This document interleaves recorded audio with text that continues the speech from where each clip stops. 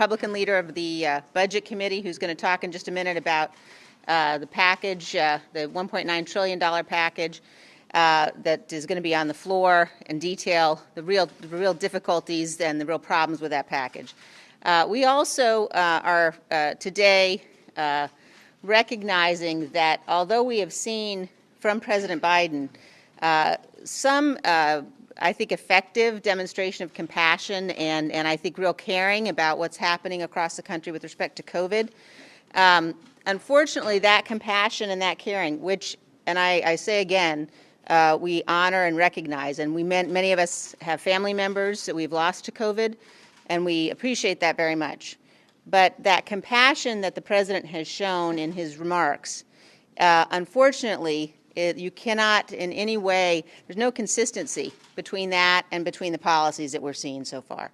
And so when you look at things like the executive orders, and in particular the cancellation of the Keystone Pipeline, the executive orders banning oil and gas drilling on federal lands, those executive orders are nothing short of heartless. And it is really important, we want to make sure, particularly for a state like mine, that the administration understands the impact of those kinds of orders. The extent to which when you ban new permits for fossil fuel exploration on public lands, it kills economies, it kills jobs, it means that we don't have funding for our schools.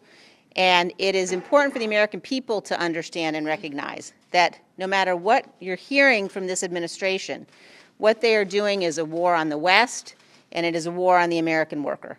People are losing their jobs, they're losing their livelihoods, and we as Republicans are committed to turning that around. We are committed to standing against those policies, to making sure that we are able to get access to our fossil fuels, and making sure that we're able to bring jobs back and get our economy growing as we come back from the devastation of COVID. I want to say just one more thing before I turn things over to Mr. Smith.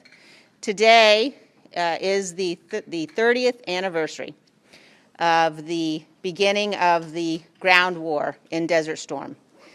Began on February 24th, 1991. And I want everybody today to take a minute to remember those brave Americans who fought in Desert Shield and Desert Storm, the brave Americans who led us then, and just commemorate the fact that it was 30 years ago today. It was a 100-hour ground war, and my colleague, Ms. Stefanik's, got a resolution. I hope we will have bipartisan support for that resolution to commemorate the victory and the sacrifice of those people who fought in Desert Shield and Desert Storm. With that, I will turn things over to my colleague from the Budget Committee, Mr. Smith.